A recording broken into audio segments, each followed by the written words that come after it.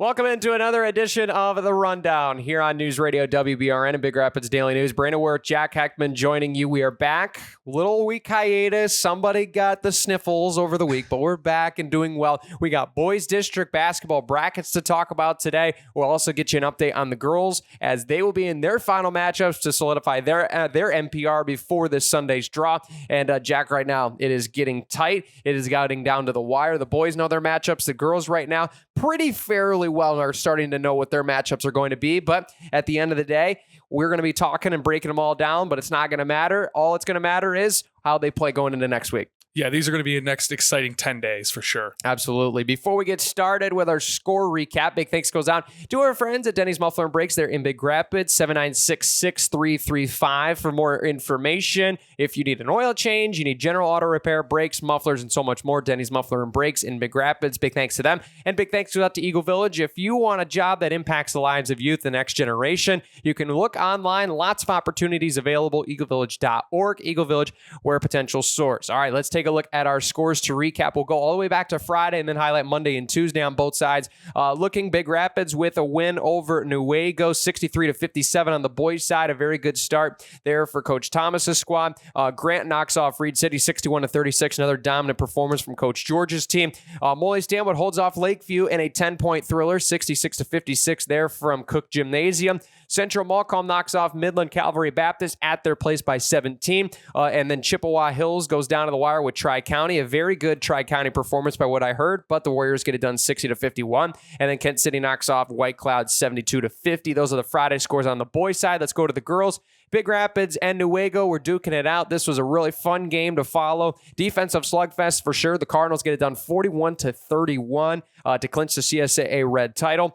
Grant and Reed City duked it out there on M37. The Coyotes come out on top by 9, 45-36. Molly Stanwood knocks off Lakeview by 30, 80-50. And then Midland Calvary Baptist was the site for the Hornets, but Central Malcolm got it done. 45-33 winners in that one. Tri-County and Chippewa Hills duked it out. The Warriors get the win over the Vikings by 25. And then Kent City and White Cloud play to a 10-point thriller there from White Cloud. The Indians play well, but the Eagles get the victory. So that was back on February 13th. Let's forward now over into the 16th of February. That would be on Monday. Girls basketball, Breckenridge and Chippewa Hills squared off. It's a win for Breckenridge, 46-38. On the boys' side as well, same result in what was classified as a little bit of a snooze fest by some of the fans. 34-29 in a boys' basketball game. If you love defense, you can watch that film as many times as you want. Cedar Springs, Big Rapids squared off there from Cedar, and it's the Red Hawks winning the Battle of the Birds over the Cardinals by 22. Reed City dominates the first half against Clare, but gets dominated in the second half, and it was unfortunate loss there. The Pioneers win it by 6. Kent City in girls basketball wins big over Lakeview 67-18. The boys do the same. And then Molly Stanwood, arguably the game we might talk about the most here in a second. Molly Stanwood knocks off Central Malcolm by 12 in their gym.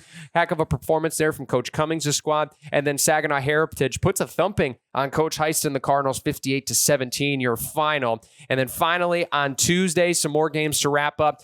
Big Rapids falls to Kent City at home, 67-52, the final in boys hoops. Grant and Molly Stanwood squared off. The Tigers beat the Mohawks fresh off their win, 60-49. Tri-County and Central Malcolm battle. It's the Hornets winning by 12 in that one. Then you also have Newaygo and White Cloud duking it out. Little Newaygo County rivalry, but it's the Lions over the Indians by 30. Chippewa Hills also knocks off Lakeview 53-38. The final score reported there. Big night as well with Maverick Chapman that I heard 24 points for that young fella. Also, Central Malcolm Tri-County girls hoops. It's the winner for the Hornets by 14 points. Final score reported there. Kent City and Big Rapids squared off. It's a big win and a big bounce back win for the Cardinals, 54-37. Chippewa Hills edges out Lakeview by 14 points, 67-53 on the road. Reed City falls in a little district potential opening round matchup, 37-25. Molly Stanwood holds off Grant, 56-27 on their home floor. And then Newaygo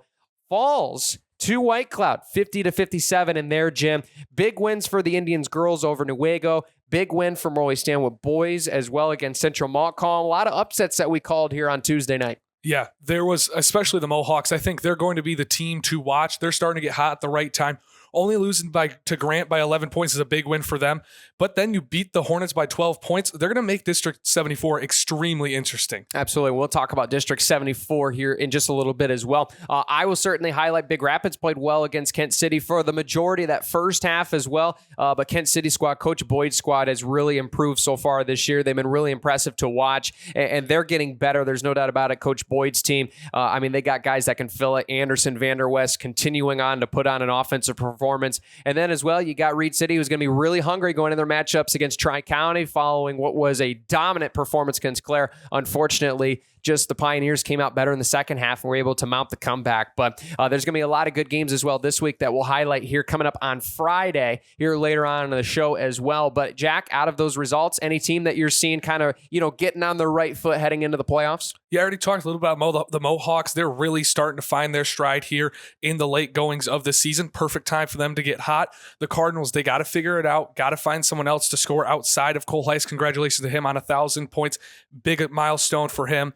But there's some teams here that can definitely find it, but the Mohawks are a team that are finding it right now at the right time. Absolutely. There's some teams with some opportunity, and we will talk about those in the bracket review, which we will get to right now. So we will look in numerical order. So we will start with 35. Ludington is the host in the seed and the number one seed, as you can see on your screen right now. Manistee and Big Rapids will square off in a rematch from just a few weeks ago in the opening round, the right to play the Orioles on tap for that one. And then Hart will face off against Reed City. That Ludington game will be the 5:30 on Wednesday. Reed City and Hart at 7 o'clock. Manistee Big Rapids will play at 7 o'clock on Monday for the right to play on Wednesday. But Jack, you called that game against Manistee. Big Rapids got a big win there. Cole Heiss was huge when they needed him most. Manistee's got some athletes as well, but you got to think Big Rapids, they need some of these guys like Trent Mossel. They need Liam McLaughlin. They need those guys to be offensive threats going against Manistee, because that coaching staff and those players are going to be ready for a rematch. Yeah, most definitely. Cole Heiss, 27 points, 22 of those coming in the first half.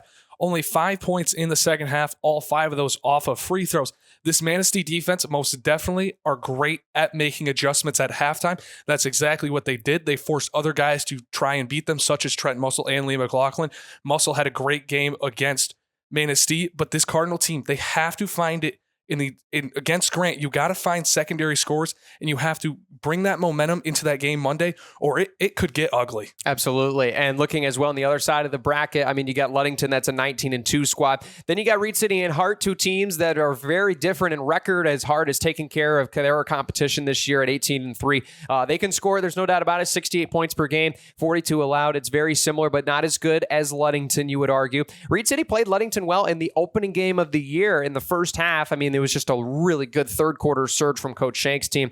But Reed City, especially coming off of a loss, they were on pretty much their high horse, as high as it could be with the win over Fremont. Now have lost a couple in a row, so they're going to look to get back, see if they can do it with the defensive side. That was a really big piece, the rebounding, the steals as well. The offense has been kind of hit or miss, and that's been a little bit too reliant upon a lot of turnovers, especially that Clare game in the second half, but this team's looking to make a run. Let's flip on over now to 36. You got especially a very interesting one in this one. You got Gladwin as the 1 seed. You have Shepherd as the 2 seed, who is also the host in this bracket. The winner to play the Gladwin in that semifinal will be Stanish Sterling of Bullock Creek, who have already squared off in some very interesting games this year, both those teams from the Jack Pine. And they got Chippewa Hills facing off against Clare in the 3-6 matchup. And the Warriors and Coach Darnell took the early season meeting in dominant fashion against the Clare Pioneers. But maybe for Clare, the win against Reed City and a couple wins along with it, get them some momentum for the rematch. Yeah, this Chip Hills team is giving teams issues because of that length that they had between Dagley and Hall. Both those guys standing around 6'4". And Dagley's a guy who can shoot the ball from beyond the arc. Clare is a very hard team. It's hard to put them down. The Coyotes found that out the hard way. The turnovers in the fourth quarter led to that issue. But that's going to be an interesting matchup. I think the Warriors have the height, which gives them the advantage in this one. Absolutely, and especially with the Bullock Creek Stanish Sterling matchup. Bullock Creek lost the opening one, but won the second one against the Panthers, so it's a split. So let's just flip a coin for the third one, and then we'll have them move on. But that should be a very interesting ones there. So Chip Hills will play Clare on Monday at 7 from Shepherd. Good luck to Coach Darnell's team as they finish out the regular season as well. Looking at District 40 as well, Central Montcalm is the number 1 seed in this bracket. Portland right behind Hyde at number 2. They both draw buys. Alma and Ionia, the 4 and the 5 seed. And I think for Central Montcalm, they're going to be looking at that Panther squad saying, oh boy, here we go. Because Alma might be the 4 seed, but they're 12-9. They have a juggernaut of a schedule. And they're a team that plays pretty well offensively. So averages around 58 points per game. Montcalm around 60. So it's going to be a really interesting one. Then you have St. John's, a team that can absolutely fill it. They're averaging around 60 to 70 points this year on a lot of games. And then you got Belding, who's the host, the 6 seed and the underdog. You just never know what may happen on their home floor. And they've had some success at home this year, and they'll have the right to try to beat the St. John's team to go to Portland. But for Central Montcalm, I think you look at Alma. I think Ionia is still going to be a scout that you're not going to look over. But Alma's a team that beat Chippewa Hills earlier on this year and have proved that they can play good basketball. And I think for Central Montcalm and Coach Ingles, they're a very good team, but they don't use a lot of that depth. That could be something that would be very interesting to watch. They got Johns, they got Cooper, they got Ralston, they got the big guys, the sophomores. But outside of that, will there be guys that'll help? Because Alma is going to try to take some of those guys out of the game, probably with their physicality. So we'll see how they combat it. Yeah, I think you hit it right on the head with this sort of schedule that Alma plays. Coming out of the Tri-Valley Conference, they compete with a team like Freeland, who they beat, one of the best teams inside Division II. Frankenmuth also up there in that conference. This Alma team can create issues for Central Montcalm because Central Montcalm has a tendency to let teams stick around, which has created problems in some of their losses. One of those being to Montebello, who we'll talk about here in District 74 in just a moment. This is going to be a very interesting matchup, saying that Alma wins. I think there's 4 teams that can come out on top in this district. Absolutely. It'll be a fun one to follow indeed. Let's flip on over now to 41. Grant is the host in this seed, or I should say rather the 1 seed, not the host. The hosting rights goes to Sparta. They will face off against Fremont in the 2-3 matchup. That should be a whale of a matchup. And then Tri-County Newaygo will play for the 3rd time. Tri-County got the season sweep in the regular season. We'll see if the Lions have 3rd time's a charm in their domes heading in that Monday night. But for Fremont, this is going to be a personal game because if I remember correctly, the Spartans got them the first time around, and Fremont's a really good ball club, so we'll see a rematch there. And for Grant, especially right now, things very favorable as long as you get your job done, that you will be playing for a district championship game on Friday. But I'm sure the fans are yelling through the screens right now, don't take anything for granted, especially after last year. And I think Coach George and that coaching staff and those players are telling each other the same thing. Most definitely. Last year was a disappointing exit for the Tigers. This is Grant's District 2 win. Last year, the disappointing loss by 4 points to Comstock Park. Grant is one of 4 teams left in the entire state that is undefeated, the only one left inside Division 2. This is an offense ran by Zayden Phillips. This team can shoot the ball well. That's what they got to do. They have athleticism. They can play. All 5 guys can play, can shoot. They can do it all around. Absolutely. And if they were to face off against Fremont, potentially there will be some length there. And especially for Sparta, a team that doesn't score as well, but can lock down defensively. So that'll be really interesting to see how that matchup goes. Let's take a look now at 74. Jack, you mentioned Montebello. They're a good ball club this year, and they earned the number 1 seed in District 74. On the other side, there's the Eagles and Coach Boyd as the number 2 seed. They are also the hosts in this year's tournament for District 74. On the top, Montebello will host Ravenna or Lakeview, and Kent City will host Morley Stanwood or White Cloud. Those are the matchups that were being drawn by the MHSAA. And so for Montebello, I would think that right now you're looking at this saying, hey, we're in a good spot. You know, you're looking at potentially facing Ravenna again if they can get past Lakeview, which is a team that they lost to earlier on this year. They might be 14-7, but it was Ravenna and the Bulldogs that got them the first time. And for Kent City, I mean, you're playing Morley Stanwood this Friday and potentially again on Wednesday. Should make things very interesting. Yeah, most definitely. That's an interesting matchup. And 2, one thing to keep in mind, if the Mohawks are able to get past the Eagles, who they already beat once already this season, Morley Stanwood already beat Montebello once this season by 6 points in the Morley Stanwood Holiday Tournament.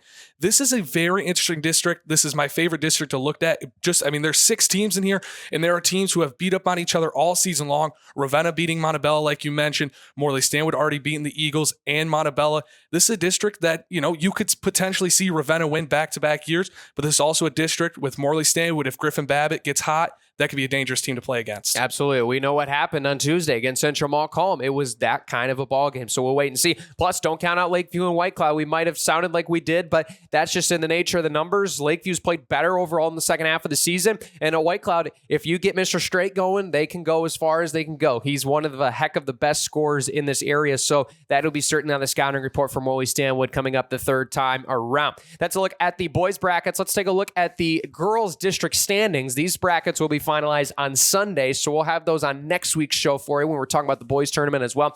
Here are the updated standings for District 35. Pretty much the same. Big Rapids still with a big lead over Fremont in the 1-2. Then you got Cadillac, Ludington right now. That is where the potential flip might happen. A lot of things have to happen from Wednesday, Thursday, Friday, and Saturday for that to happen. But right now, it'd be Cadillac as the 3 seed, Ludington as the 4, and Reed City right now in the 5 spot. Newaygo is right behind them, but unfortunately for them, that loss to White Cloud is now going to put them in that number 6 spot. So those teams will be playing on Monday, and if Reed City potentially plays Ludington again after losing to them, maybe the perfect scout is what Coach Koopman and the coaching staff need, maybe to get another look at Ludington and try to redirect and right the ship going into the district tournament. This is a gauntlet of a district. This is the best district we're talking about, probably the best inside of Division II. Big Rapids, the favorite with the 617 MPR. Fremont's a very good team. Cadillac, Ludington, those are both teams that should win districts. Had they been in a different district, same thing could go for the Coyotes and the Lions. These are, all 6 teams being above 500 MPR. You rarely ever see that in a 6-team district. Absolutely. And for Newaygo, they're going to have to rely on their good offense this year. I mean, they're good with pressure defensively, but they're going to have to score the ball 45.8 points per game. If you're going to try to knock off Ludington and Cadillac, you got to make some shots. So Coach Tomzima knows that. And for Reed City, offense outside of Morgan Hammond, that's really what's going to be. And for anybody playing Big Rapids, can you slow down the Fricky sisters? That's what's going to be the game plan for sure. District 36, updated standings go like this. Standish Sterling still on top. One of the best teams you could argue in the state in Division II right now at 17-2, 15-0 in conference play. They're a team that can do it offensively and defensively. Clare is right behind 14-5, who Reed City did beat earlier on this year to win their holiday tournament. Then you got Chip Hills right there looking to probably play the Pioneers in the opening round right around 500 for Coach Dorr. Then you got Ogama Heights and Gladwin, who will square off once again for the play-in rights to play the Panthers of Standish Sterling. Yeah, this is another great district. Standish Sterling, one of the best teams, you mentioned it, in the entire state. They are a very dangerous team, averaging about 52 points per game, and they're not giving up very many either, only giving up 36. That is a dangerous team to play against. It certainly is, and we talked about dangerous teams. Let's flip over to District 40. Let's talk about 2 more of them. Portland certainly has won a 610 MPR, rivals up there with Big Rapids as one of the most we'll talk about on the show. 10-0 in conference play. They've been great on the road as well this year, 59 points per game. Ionia, the number 2 seed right now, they're 13-4 at a 5-4-1. Then you got the Hornets right there. They might be below 500, but their strength of schedule has them in a number 3 spot behind, with ahead of St. John's and Belding, who will probably square off right now in that play-in game. And you might see the 4-4-7 and the 4-4-5. There might be a flip there. Really for them, they can flip, but it's not going to change the matchup most likely just due to that gap with Montcalm and St. John's. So those 2 teams will play for the right to play Portland, but for this district, Central Montcalm might be looked at as kind of an outlier, maybe a little bit of a Cinderella team, but a lot of teams are highlighting, say, hey, how can we get past Portland? And right now they're looking at maybe Ionia being the spoiler, or they're going to have to do it themselves. Yeah, Portland's a team, 59 points per game, only giving up 35. Ionia's another great team, putting up 55 points per game. Central Montcalm's going to have to figure it out. It's going to be a very tough first-round matchup against Ionia.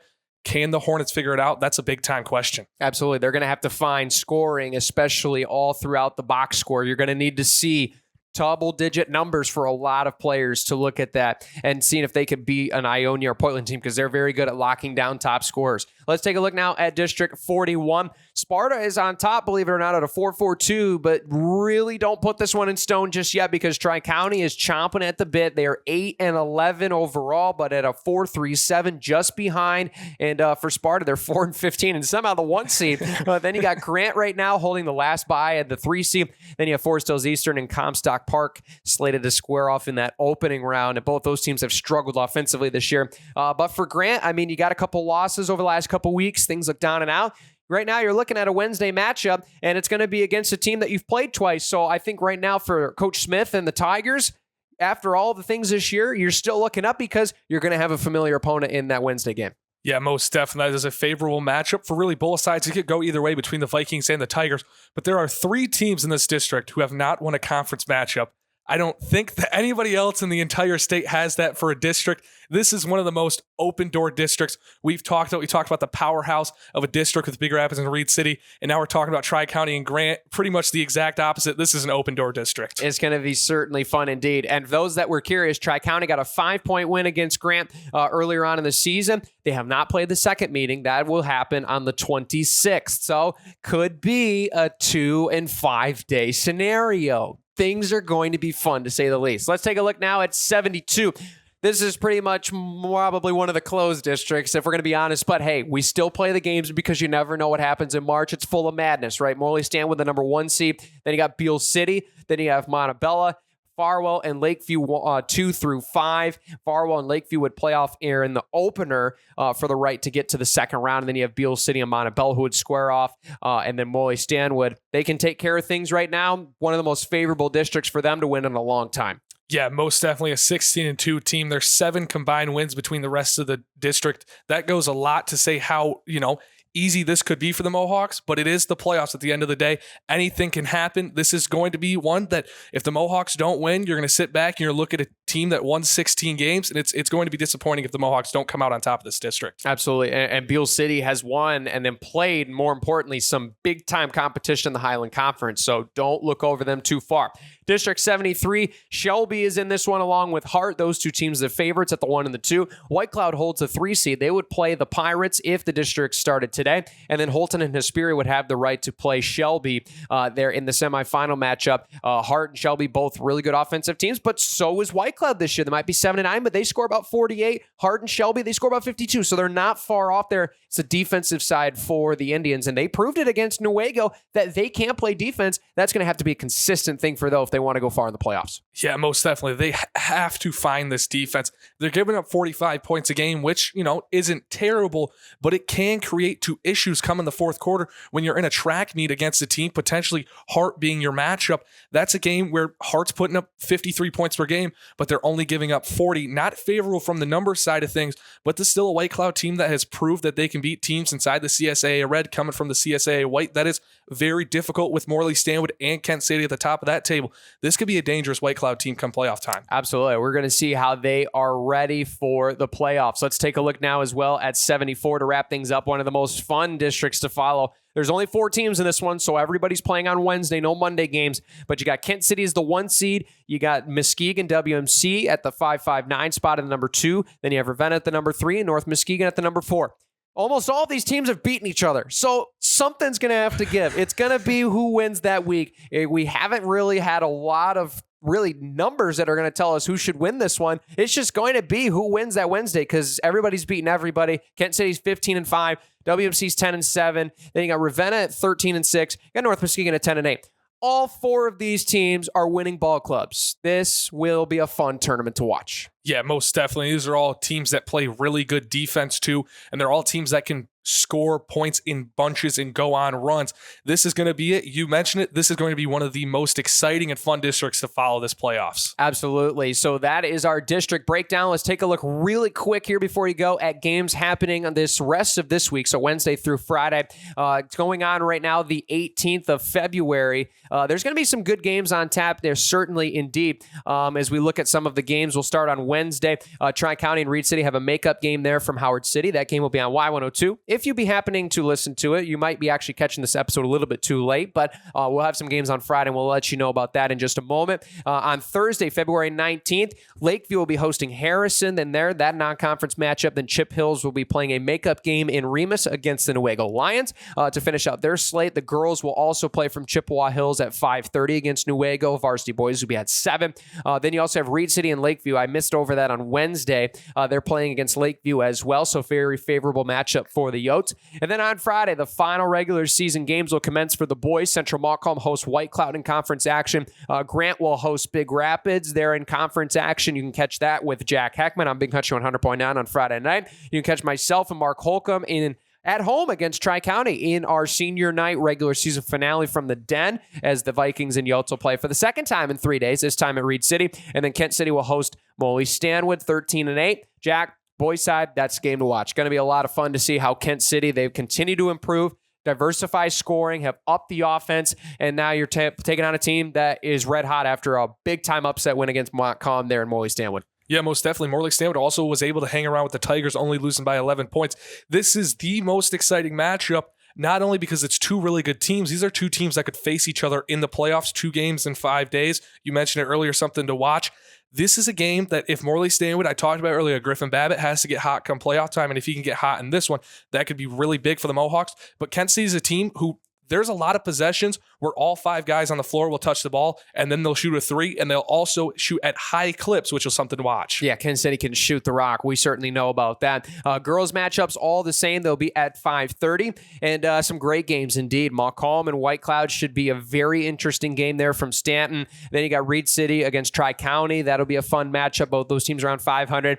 And then you got an even bigger game. We talked about the boys game being bigger, but I think the girls game might even be bigger than that. You look at Kent City hosting this time around. Morley Stanwood won by 2 all the way back just only a month ago in Morley. So you know Kent City is going to have something to say about that, and that should be one of the games. So if you have one tank of gas, you got to get to Kent City at this point. You're going to watch 2 games at 5:30 and 7. That should be electric. Most definitely. You got 4 hours of great basketball right there around bout. This is going to be an incredible night for both those programs. It is probably one of the biggest nights for both those programs, boys and girls on each side, in quite some time, probably all season long, going back all the way to last year in the playoffs. These are 2 teams and 2 programs who are hungry, especially on the girls' side. This is the conference championship. Morley Stanwood can clinch it with the victory. Kent City would push a tie. They would still have to win their game next Friday, but this is it. This is the Friday for both these teams. It should be really fun indeed. You can follow along with scores on Saturday morning at Big Rapids Daily News on Facebook, Instagram, and X. Big thanks also goes out to rivalsmi.com. Free shipping over $50, local rivalry merch, and local Legends gear and more. Also, big thanks to Dazos Digital. If your business needs help with digital advertising, trust the experts. Find their services, DazosDigital.com. Jack, that's a wrap. Any last words on this great slate? We're heading towards March, and I can't be more excited. Yeah, this is exciting. Don't forget hockey playoffs, too, going around. Best time of the year. And wrestling as well. It's as fun as it gets in the wintertime, just without the snow part, which some people might actually be more stoked than the sports going on. So thanks all for joining us. Be sure to subscribe so you don't miss out on another episode of The Rundown here on Big Rapids Daily News. We'll see you on the next episode.